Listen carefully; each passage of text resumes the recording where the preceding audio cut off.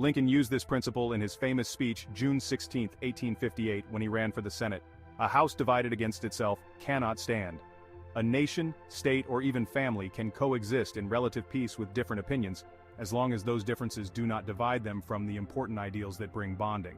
But when a group becomes divided on major themes, then the principle comes into play, and the house or nation starts heading toward collapse.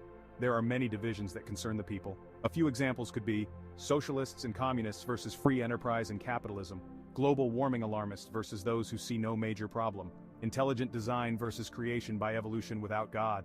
If we examine a divided house, we will always discover that the core difference resides around the principle of freedom, around the way of the light and the way of darkness. The problem is that it is difficult to see the current situation correctly, but when looking back on history, the vision of what is light and what is dark becomes clearer, because on hindsight, the good of the past is much more obvious than is the good attempting to manifest in the present. Let us look at World War II as an example. This was a conflict that divided the world as it had never been divided before. Before the war broke out, many good and well-meaning people would have laughed at the idea that the Axis nations were pawns of the Dark Brotherhood.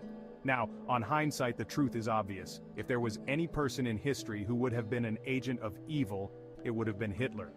Now we can see that the Allied nations supported the forces of freedom and light, and the Axis powers represented an authoritarian rule, which would have taken the world backward. How do we discern light from darkness? What are some of the qualities we need to look to judge rightfully? Neither side of an issue will be perfect in its solution, but one will always be closer to the light than the other. When an issue divides the country, the Brotherhood of Light will choose that which will move civilization and freedom forward. Those on the darker side will reveal the characteristics of darkness such as selfishness, desire to limit freedom, strong use of authority, anger, intolerance. On the other hand, those on the side of light, while not perfect, lean toward the opposite qualities. They are less selfish, they support more freedom, they give truth greater weight than authority. They are slow to anger, they are slow to accuse. Global warming. Here are the two sides. One side maintains that the Earth is in an alarming state of global warming, and this is close to 100% caused by humans polluting with CO2 emissions. The other side agrees that we experience global warming but maintains that the current warming trend has little to do with CO2, but is mostly caused by cycles and there is little we can do about them. Which group displays the qualities of light and which of darkness? Strong authority. The argument from the first group basically goes as follows. The issue has been settled. The UN and almost every scientist in the world agrees with Al Gore. All but a few rebels agree. Because some authority told them scientists agree, they acquiesce their own power to judge and discern.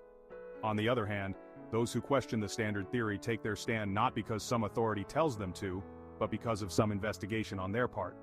Intolerance. The evidence is overwhelming that the orthodox believers are much more intolerant.